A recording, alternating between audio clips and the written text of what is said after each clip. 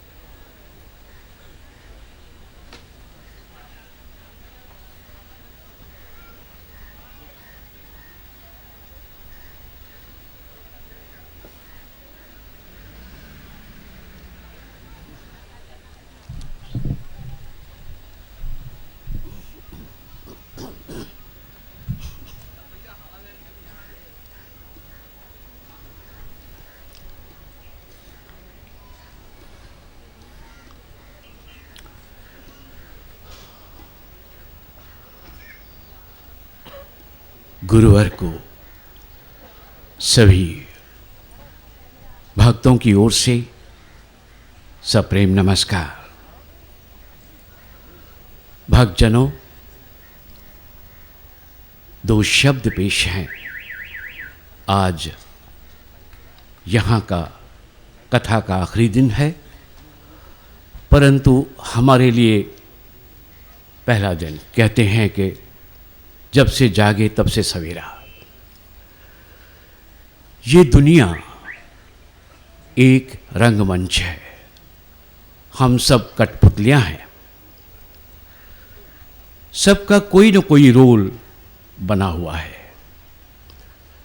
पानी का रोल है बहना, वो रुके तो किसी काम का नहीं। साधु और संत चलते रहते हैं, दुनिया का जिम्मा उनके ऊपर है। ये प्रकृति का नियम है। ये दो जब चलते हैं तो दुनिया का उद्धार होता है।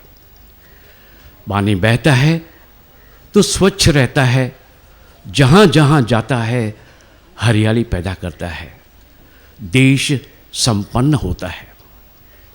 साधु तो संत और साधु मेघ की तरह हैं, जहाँ रुके राम नाम की वृष्टि करते हैं, भटकों को राह दिखाते हैं। 9 दिन गुरु जी जिस प्रकार रामायण के अमृत वर्षा बरसा रहे थे, सबके दिल शीतल हो गए हैं। जैसे मेघ रोकने से नहीं रुकता, वैसे संत भी नहीं रुकते। उनको तो जाना है, आज यहाँ वहाँ कल वहाँ। इन्हें भटके हुए इंसानों को जागृति लानी है, राह दिखानी है, उन्हें स्वस्थ बनाना है। कल का दृष्टांत मुझे याद है, जब इन्होंने कहा कि मैं पाकिस्तान में जाकर के सत्संग करना चाहता हूँ, स्वर्ग में नहीं जाना चाहता। ये क्योंकि इनका मकसद है इंसानों को स्वस्थ बनाना। भटक गए हैं तनाव में, इस तरह से ताकि लोग खुशी से ये दुनिया का सफ़र करें और दुनिया को संभाले। दिन ब दिन दुनिया की रफ्तार बढ़ती जा रही है, आराम कम, टेंशन और डर ज़्यादा बढ़ता जा रहा है। इनका ये जिम्मेदारी बढ़ती जा रही है, लोगों में धैर्य बंधाना। हम यही आशा रखते हैं कि बापूजी अपने USA उल्लासनगर सत्संग नगर को कभी नहीं भुलाना।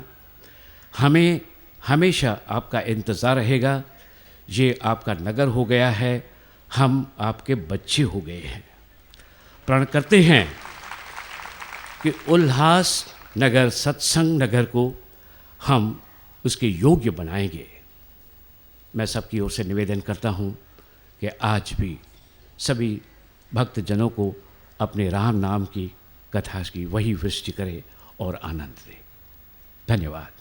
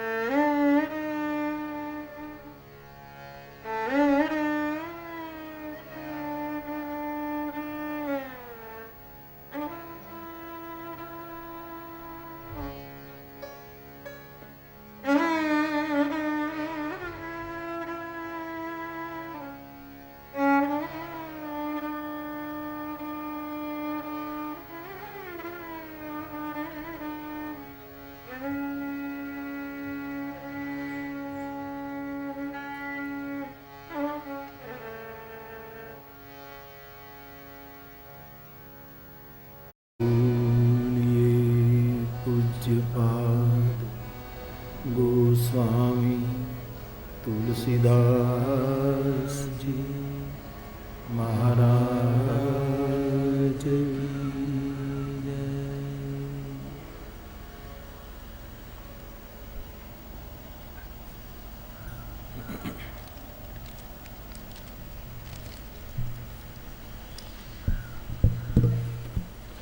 जय सिया राम। परम पूज्य, परम श्रद्धेय, परम वंदनीय राष्ट्रीय संत शिरोमणि संत श्री मोरारी बापू, सच्चित आनंद रूप, ज्योति ज्योत स्वरूप, सर्व दिलों के मालिक सतगुरु स्वामी श्री देव प्रकाश जी महाराज, प्रेम प्रकाश मंडल की सभी संस्थाओं से व और कई शहरों से मंच पर विराजे हुए संत समागमगण व सभी पूज्य पंडितगण, दुबई, यूके, USA, कनाडा और विदेशों से व भारतवर्ष के कई शहरों से दूर दूर से आए हुए माननीय मेहमान, पूज्य बुजुर्ग, मेरी मातृशक्ति, भाइयों और बहनों, स्वामी श्री शांति प्रकाश आश्रम की ओर से सबसे पहले तो हम पूज्य बापू के बहुत बहुत शुक्रगुजार हैं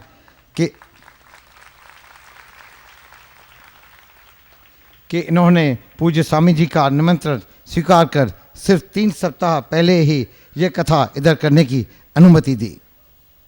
तदुपरांत हमारी विनती स्वीकार कर सदगुरु पर वचनामृत करके हमें कृतार्थ किया। सदगुरु की क्यों आवश्यकता होती है, सदगुरु होने से कैसी कैसी सुख शांति व सद्गति होती है, वह सदगुरु पद की भक्ति कैसी करनी चाहिए, यह सब हमें बड़ी सरलता से समझाया, जिसके हम सब पूज्य बापू के बड़े कृतज्ञ ऋणी हैं। साथ साथ दुबई, कनाडा, यूएसए व उससे बढ़कर मुंबई,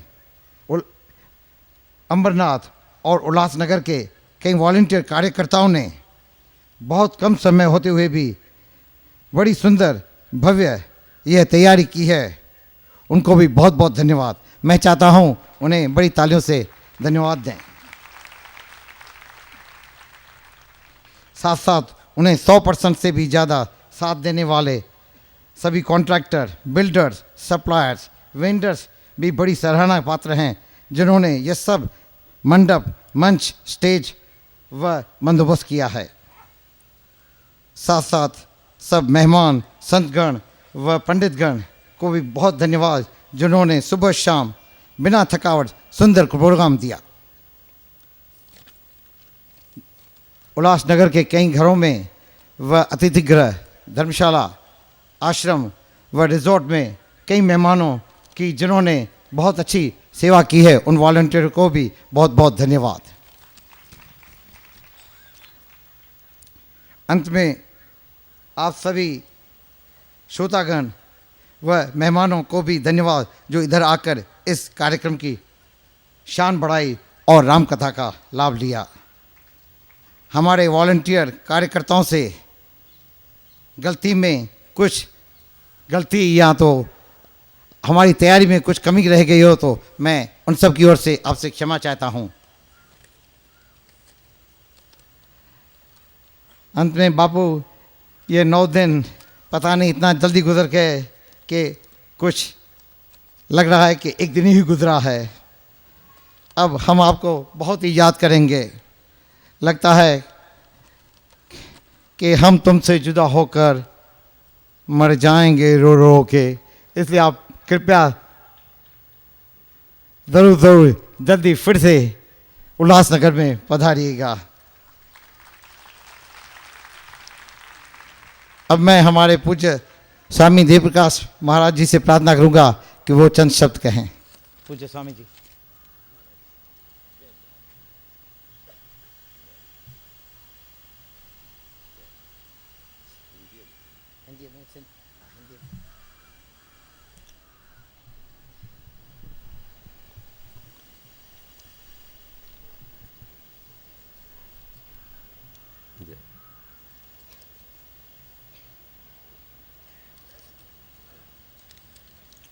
हमारे बीच में पूजनीय बापू जी महाराज विराजमान हैं व्यास गद्दी पर। उनको पहले वंदना, नमस्कार।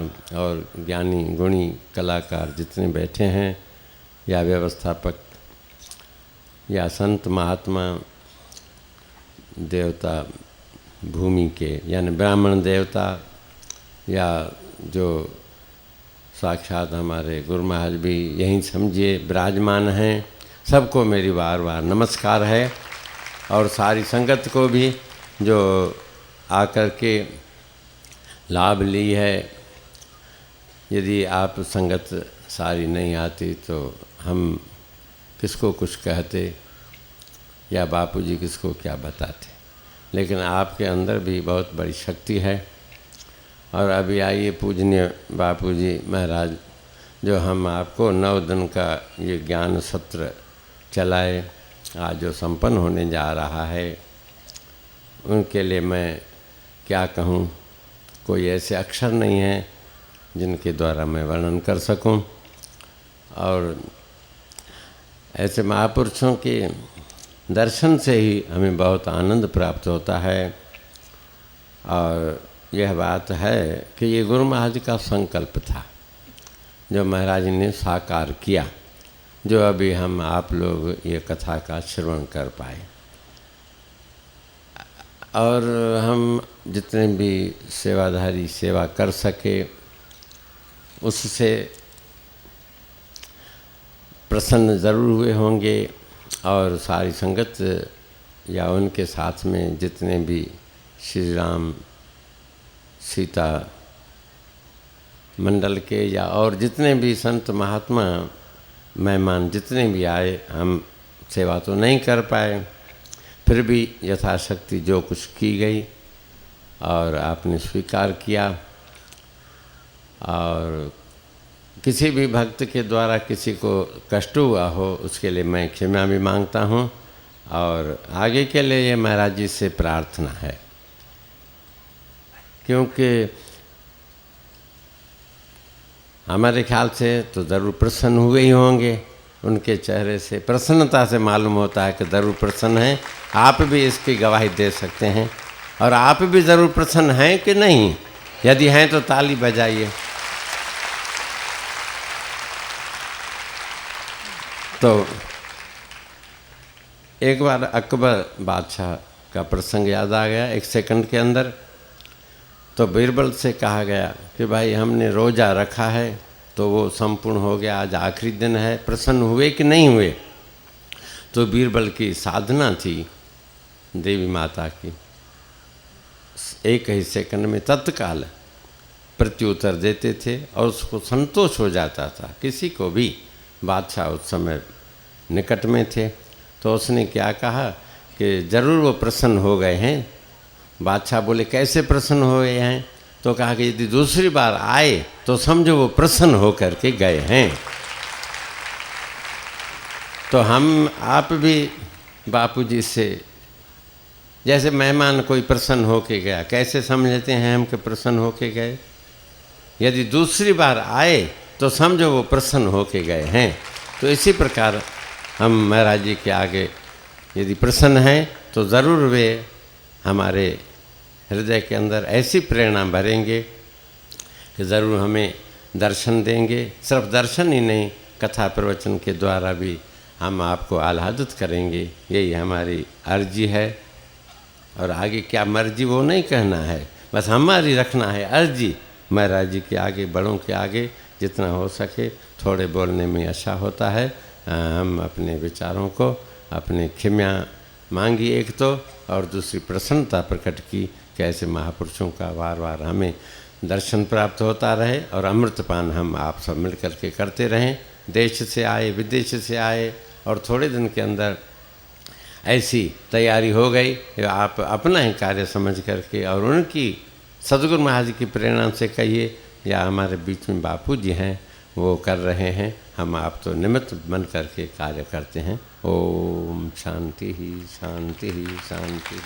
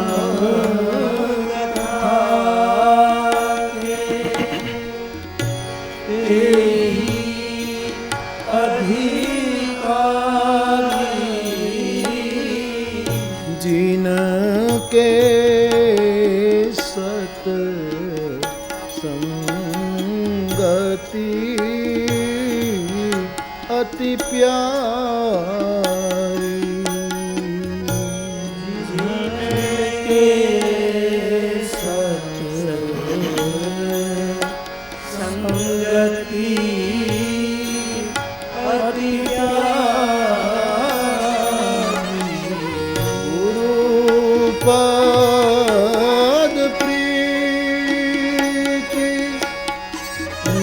तीरथ जे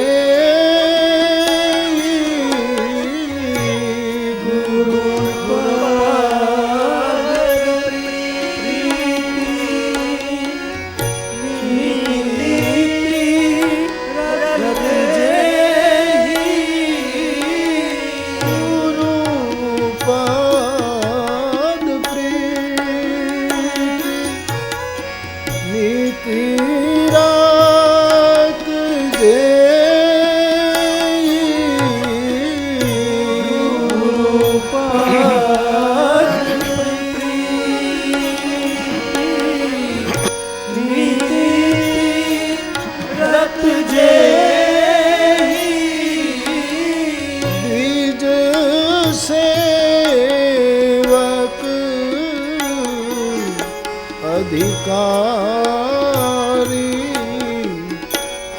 ये द्विज सेवक अधिकारी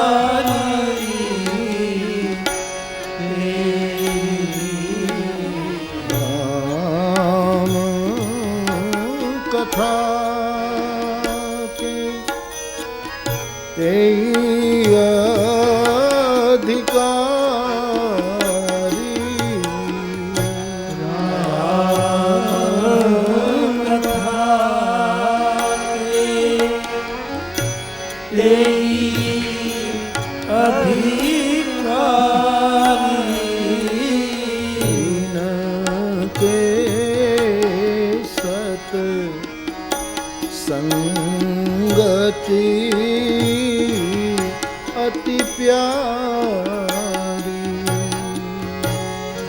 जिनके संगति अति प्यारी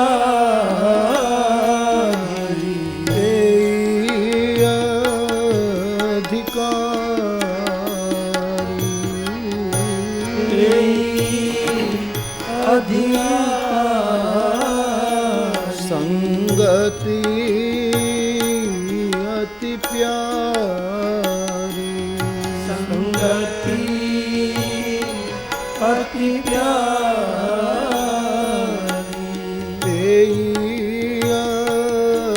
अधिकारी अधिकारी बोलिए हनुमान जी महाराज की।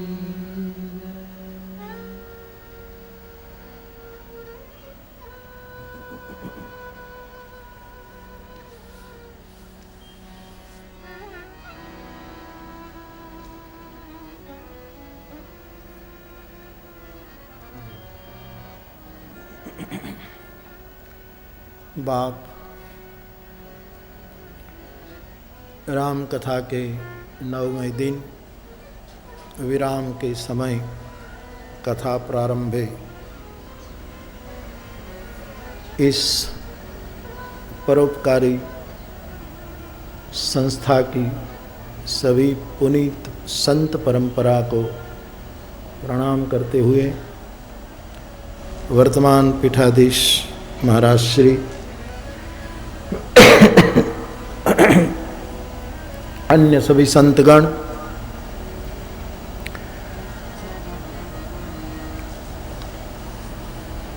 विधि और पारायण में लगे सभी पूज्य विप्र और आचार्य वृंद, समाज के विविध क्षेत्र के आदरणीय महानुभाव और मेरे सामने बैठे आप सभी भाई बहन और अपने घरों में इस राम कथा का श्रवण लाभ लेने वाले सभी भाई बहनों को, श्रोता भाई बहनों को व्यासपीठ से मेरा प्रणाम।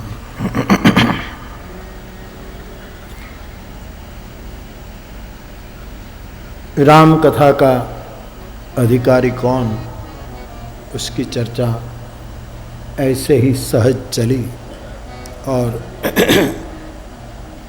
कुछ बातें की गई। जिसको सत्संग अत्यंत प्रिय है वो राम कथा का अधिकारी है। जिसको अपने सद्गुरु के चरण में अखंड प्रीत है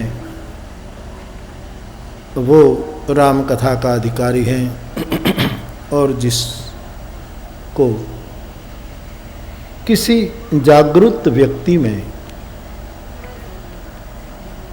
सेव्य भाव पैदा हो जाता है वही राम कथा का अधिकारी है।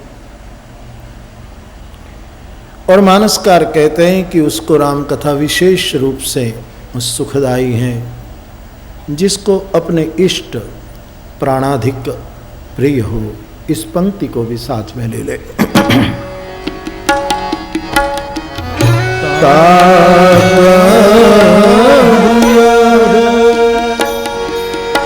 विशेष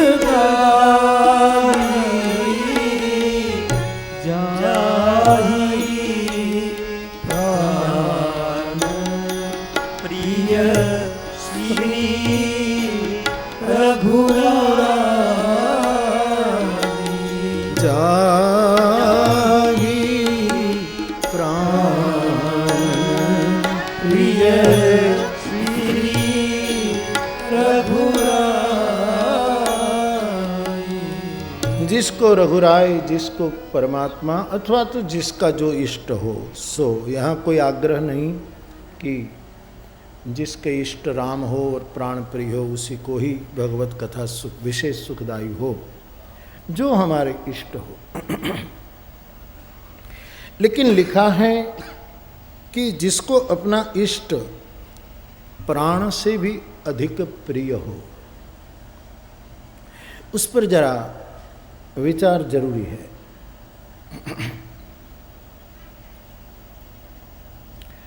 परमात्मा अथवा तो जिसको हम पाने की कोशिश में है वो हमें प्राणाधिक प्रिय हो।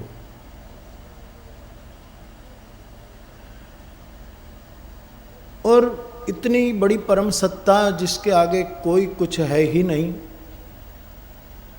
वो सबके लिए प्राण प्रिय बन सकता है। लेकिन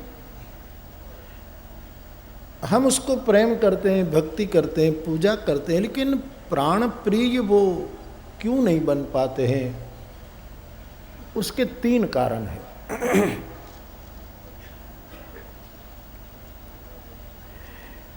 पहले बिल्कुल स्थूल से ले, व्यक्ति, व्यक्तित्व, अस्तित्व, 3 भाग में बांटो।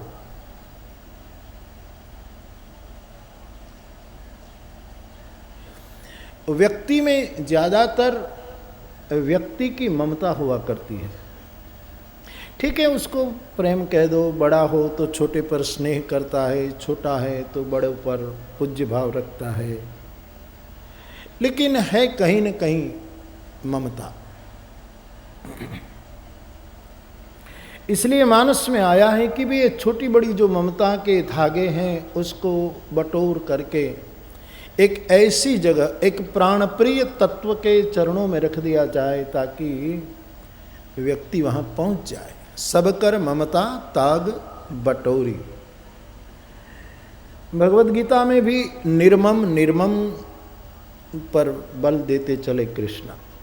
निर्मम, निर्मम, निरहंकार आदि आदि।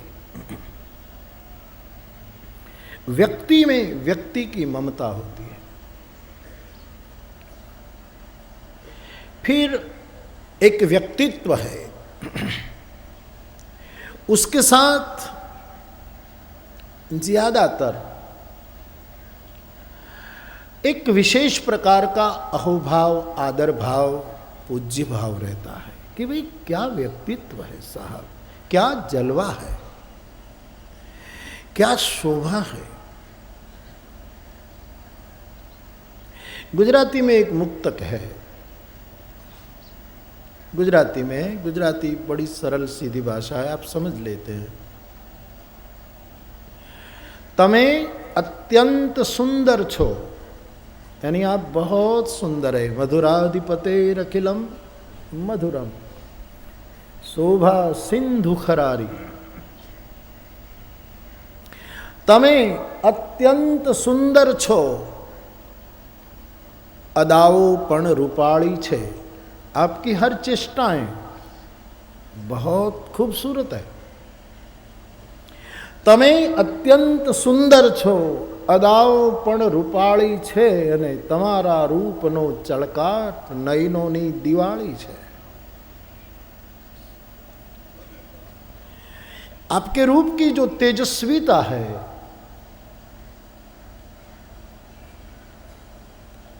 साधक में 3 गुण होने चाहिए, अथवा तो उसको पाने की चेष्टा करनी चाहिए। एक बल, एक तेज, तीसरा धैर्य। आदमी में बल हो और धैर्य ना हो तो कोई काम का नहीं।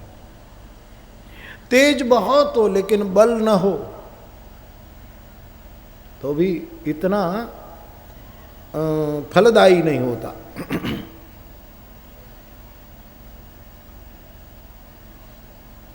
आचार्यगण कहते हैं 3 प्राप्त करने के लिए आदमी को 3 काम करने चाहिए। हवा की उपासना करे, पवन की उपासना करे तो बहुत बल मिलेगा।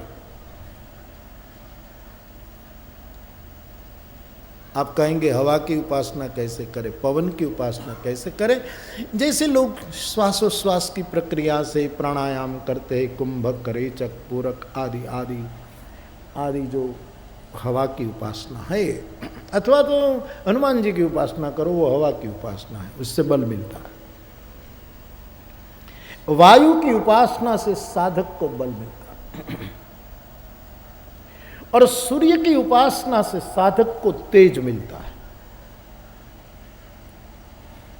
मेरी ऐसी मान्यता जरूर कि आप किसी भी साधना पथ के पथिक हो, आपका इष्ट मंत्र कोई भी हो, लेकिन गायत्री स्मरण छोड़ना मत। भर्गो देवस्य धीमहि धियो यो नः प्रचोदयात्। ये सूर्योपासना है, ये तेज की उपासना है। इससे व्यक्ति में तेज आता है। सूर्य उपासना से व्यक्ति की शोभा बढ़ती है, व्यक्ति की दबी हुई प्रभावकता प्रकाशित होती है सूर्य के कारण। जैसे पंकजश्री, कमल की श्री, रात्रिर्गमिष्यति भविष्यति सुप्रभातम। जैसे पंकज की श्री सूरज के कारण खिलती है।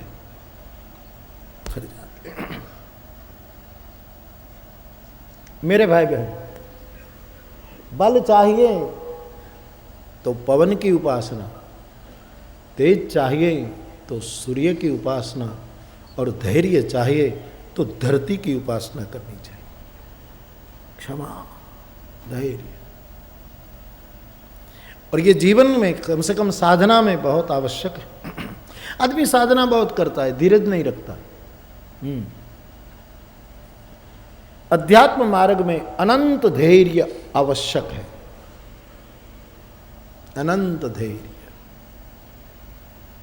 कभी कभी तो होता है कि जब मिलने वाला होता है तभी हमारी धीरज खत्म हो जाती है और बात खत्म। जब खजाना मिलने वाला हो तभी ही हम चुक जाते, ऐसा होता है। अनंत धैर्य वो पृथ्वी से प्राप्त होता है, और पृथ्वी आदमी को धैर्य और विश्राम देती है। आपने कभी सोचा है मेरे भाई बहन, पृथ्वी से आदमी जितना सटकर रहता है, छूकर जीता है, पृथ्वी के संस्पर्श में जितना अधिकाधिक जीव रहता है, इतना जीव ज्यादा विश्राम प्राप्त करता है। प्रयोग करिएगा। जब हम पृथ्वी पर खड़े होते हैं तब हमारे 2 कदम, हमारे 2 पैर ही पृथ्वी से जुड़े हैं। इसलिए केवल खड़े रहने वाले आदमी को इतना विश्राम नहीं प्राप्त होता थकावट महसूस होती। हाँ, कोई बाबा खड़ेश्वरी हो तो वो उनका तप है, उनका ये उनकी महिमा है, उसमें हम न जाए कि सालों तक कई महात्मा लोग खड़े रहते हैं, वो उनकी तपस्या को नमन। लेकिन हम जैसे लोगों को पृथ्वी पर हमारे 2 पैर ही जुड़े हैं तो विश्राम कम।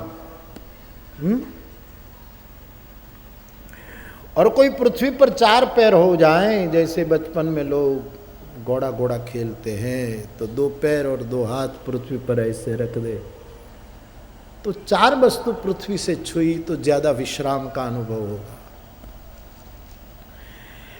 और फिर आदमी बैठ जाए तो पैरों का शरीर के करीब करीब आधे भाग का पृथ्वी से स्पर्श होता है, इसलिए ज्यादा विश्राम पाया जाएगा। और कोई जरा थोड़ा आधा सोया तकिया लगा करके, थोड़ा पैर लंबे करके, थोड़ा शरीर का ज़्यादा भाग पृथ्वी से छुएगा तो जरा रिलैक्स महसूस करेगा, ज़्यादा विश्राम का अनुभव करेगा। और फिर आदमी पूरा का पूरा धरती पर लेट जाए, सो जाए तो एक गहन निद्रा आती है और फिर सुबह में बिल्कुल ताज़ा तरोजा होकर अपने काम में। पृथ्वी से व्यक्ति का जितना ज्यादा संपर्क, इतना व्यक्ति विश्राम प्राप्त करता है। हमारा पृथ्वी से संसर्ग छूट गया करीब करीब, पैर चलना तो होता ही नहीं, गाड़ी से उतरो, इधर जाओ उधर चढ़ो, बस चलना, पृथ्वी का संपर्क टूट गया। और आदमी रजोगुणी इतना हो गया कि बैठता ही नहीं। देखना 2 वस्तु, रजोगुणी कभी बैठता नहीं और तमोगुणी कभी उठता नहीं, आलसी और प्रमादी होता है। सत्वगुण मध्यम मार्ग है, जब बैठने की जरूरत बैठे, उठने की जरूरत। रजोगुणी कभी नहीं बैठेगा, इधर उधर उधर उधर ये करो। और तमोगुणी पड़े है, होगा जो होगा, मंजूर खुदा होगा।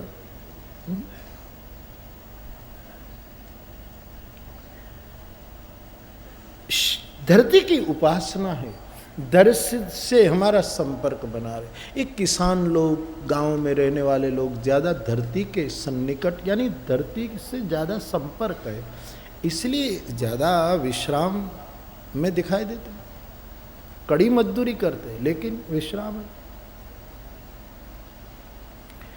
धरती से धैर्य प्राप्त होता है, वायु से बल प्राप्त होता है, सूर्योपासना से तेज की प्राप्ति होती है, अग्नि की उपासना। सूर्योपासना मानी अग्नि की, चाहे आप यज्ञ के पास बैठो, अखंड अग्नि की उपासना करो, अग्नि की हमारे यहाँ सबसे पहले तो अग्नि की ही उपासना थी ना।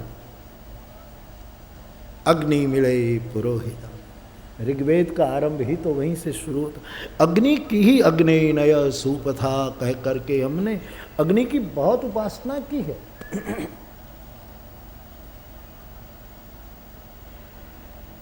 लेकिन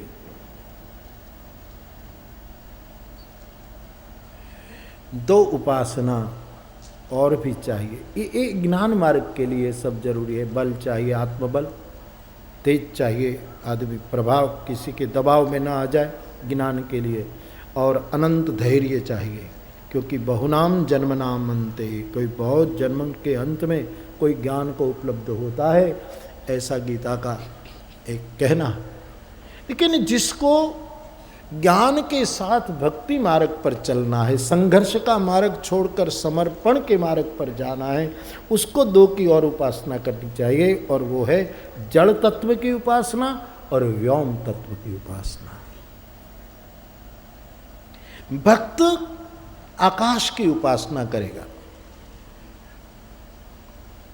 आकाश की उपासना का व्यासपीठ का मतलब है भक्त उदार होता है, जिसको औदार्य चाहिए, उदारता चाहिए, उसको आकाश की उपासना करनी चाहिए। आसमां बहुत उदार है,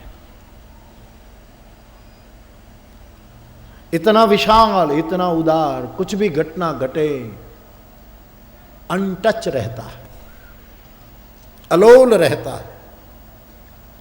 इस आकाश के गर्भ में कुछ भी घटे उसको कुछ नहीं होता। औदार्य है आकाश की। इसलिए भक्त की उपासना आकाश की है, औदार्य की है। भक्त बहुत उदार होता है। ज्ञानी इतना उदार नहीं, सुकृति चारों अनघ उदारा है, चलो रामायण में कि चारों उदार है, लेकिन उदारता की तुलना में अंतर है। भक्त ज्यादा उदार है। ज्ञानी जिद करेगा, संघर्ष करेगा, नहीं मेरा सिद्धांत, मेरा नियम, मेरा शास्त्रार्थ करेगा। भक्त इतना उदार होता है कि इस संघर्ष में नहीं जाएगा। ठीक है, रही मन रोशन कीजिए, कोई कहे क्यों है, तो हंसकर उत्तर दीजिए, हाँ बाबा यूं है। कौन संघर्ष में जाएगा? संघर्ष में ऊर्जा खत्म हो जाती है। जो ऊर्जा परम को पाने के लिए आवश्यक है वो संघर्ष में चली जाती है। क्यों बेकार संघर्ष करें? औदार्य। इसलिए कोई भी घटना पर भगत हाथ ऊपर उठा लेता है, हरि इच्छा, ये आकाश की उपासना। और मैं मानस के आधार पर दो बातें अक्सर कहा करता हूं, फिर एक बार आपके पास में रखूं कि आपके मन के अनुकूल काम हो जाए तो उसको हरि कृपा समझना, और आपके मन के अनुकूल काम न हो तो उसको हरि इच्छा समझना। बस ये दो बात जो समझ लेता है, जीवन की किसी भी परिस्थिति में बिल्कुल आकाश की तरह अलौल रहता है, अडिग रहता है, निष्कंप रहता है। ठीक कहा हमने, गगन सदृश। परम तत्व को हमने आकाश के सदृश माना। ये बहुत उदार है। भक्त को चाहिए आकाश की उपासना करें। और पांचवी उपासना भक्त के लिए जल तत्व की उपासना। मेरे आंसू सूखे ना, जैसे ब्रजांगनाएं गोपांगनाएं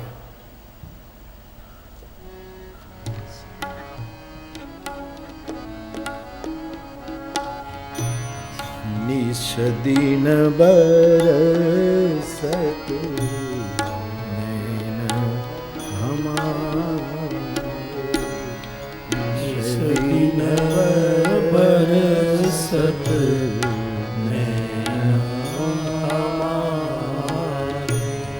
सदा रहत बारिश ऋतु हम पर, सदा रहत बारिश ऋतु हम पर, जब से श्याम सिधारे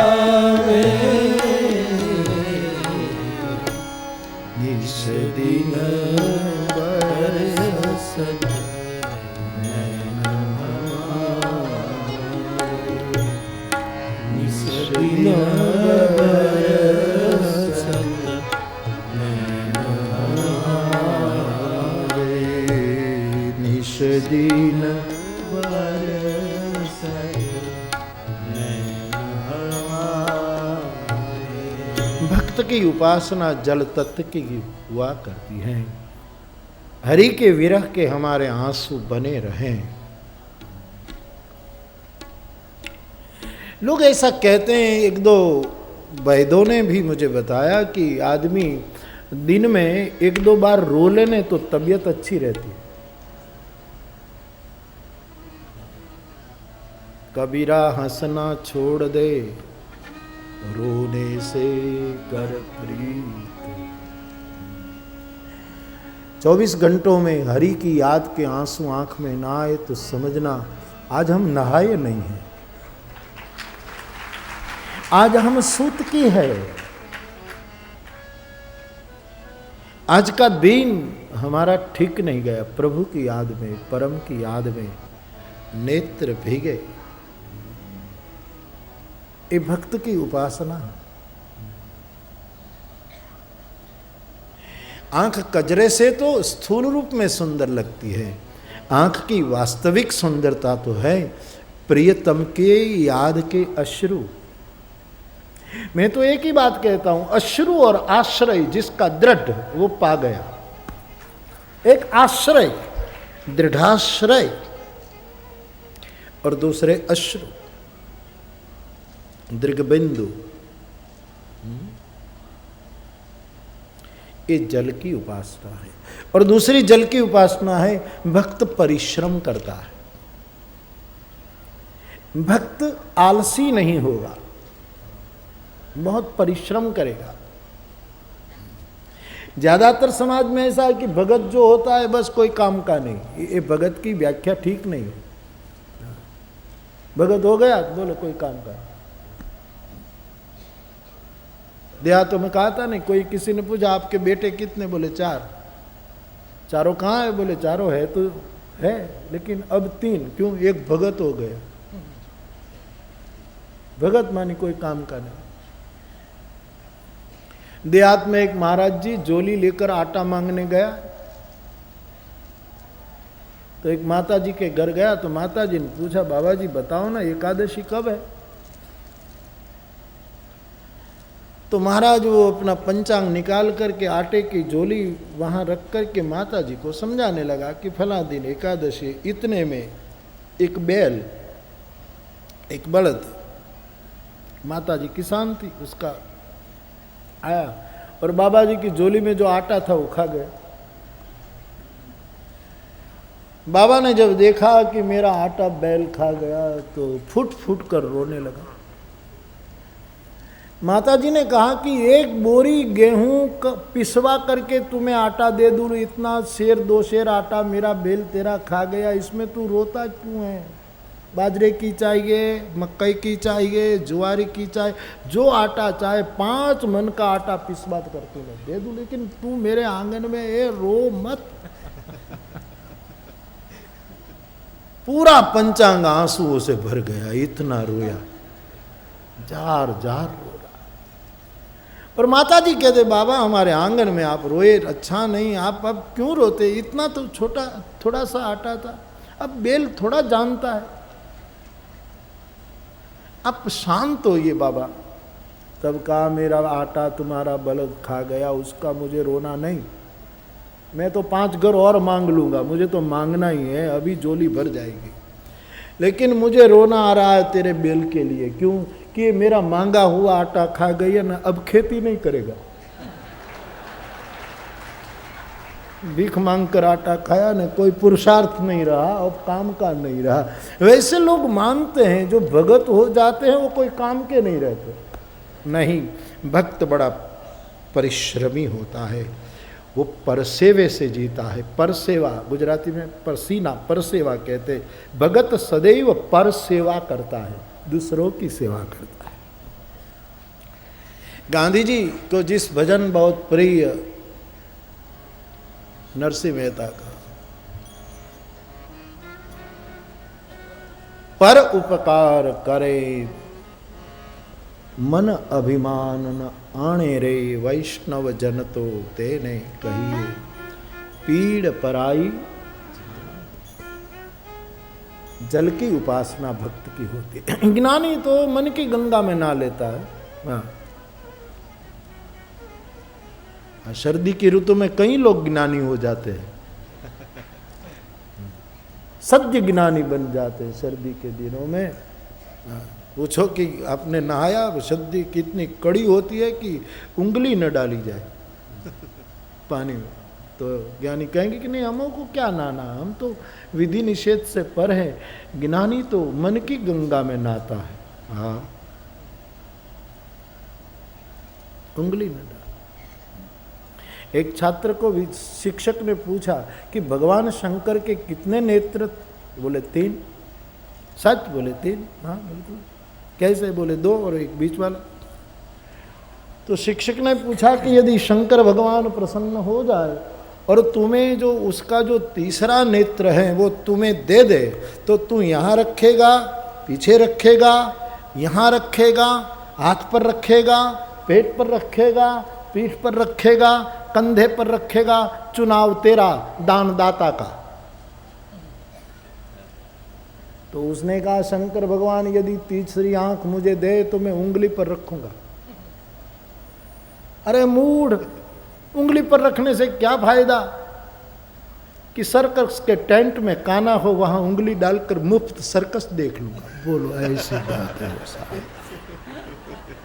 सर्कस का जो टेंट होता है उसमें जो छिद्र हो तो उसमें उंगली डालूं और बाहर बैठा बैठा खारी सिंह खाओ और मेरी उंगली का तीसरा। कई लोगों को तीसरी आंख मिली भी है लेकिन ऐसे ही उपयोग में तीसरी चेतना को खर्च कर डालते हैं क्योंकि उसने परसेवा नहीं किया, पसीना नहीं, निकम्मे हो गए। परमात्मा कभी दिव्य दृष्टि दे तो इस तरह उसका उपयोग न हो। कभी कभी लोगों को सिद्धियां मिल जाती है तो कितना दुरुपयोग करते हैं। देहातों में बिच्छू उतारने के मंत्र कई लोगों को आते हैं लेकिन कई लोगों को बिच्छू चढ़ाने के मंत्र आते हैं। किसी को लगे ना ऐसा, हमने सुना है, जाना तो नहीं क्योंकि वीछी क्यारे कड्यो नहीं, पण सुना है कि कई लोगों को पता लगे ना कि नटू ने वीछी कड्यो है तो उसका मंत्र शुरू हो जाता है। क्योंकि मंत्र की मुश्किल ये है तो उसका मंत्र विष चढ़े उसका मंत्र वो शुरू कर देता है। तो यहाँ बहुत उसको वेदना है। कभी कभी लोग दुरुपयोग कर देते हैं। उंगली पर शिव नेत्र लेकर अपना काम निकालना ये शिव नेत्र की सार्थकता नहीं, भक्त परिश्रमी होता है। तो मेरे भाई बहन, मैं आपसे निवेदन कर रहा था कि एक व्यक्ति है जिसके साथ हमारी ममता होती है, एक व्यक्तित्व है जिसमें कुछ प्रवाह है, बल है, तेज है, धैर्य है, आंखें भीगी हैं और औदार्य है पंच तत्व की उपासना से। ऐसे व्यक्तित्व को हम आदर देते हैं, झुक जाते हैं।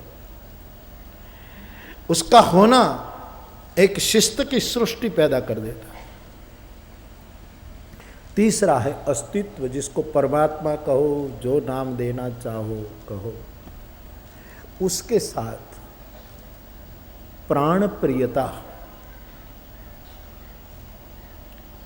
लेकिन वो कैसे हो? तीन वस्तु का ध्यान रखे तो हरि प्राण प्रिय हो जाए। एक, परमात्मा के किसी भी निर्णय पर हमारे चित्त में शिकायत न हो। गुरु नानक ने कहा है, जो तुझु भावे साईं भली कार। राजी है हम उसी में जिसमें तेरी रजा है। मानस का अद्भुत सूत्र है, होई सोई जो राम रचिरा को करी तरत बढ़ा। हरि इच्छा भावी बलवाना। ये दो नहीं है, हरि इच्छा और भावी बलवान नहीं। भावी भी बलवान होता है हरि की इच्छा से और भावी कमजोर होता है मेरे ठाकुर की इच्छा से। सर्वोपरि है हरि इच्छा।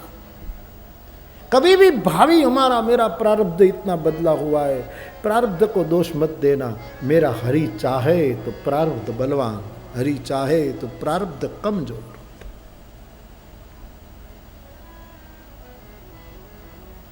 हरि इच्छा भावी बलवाना।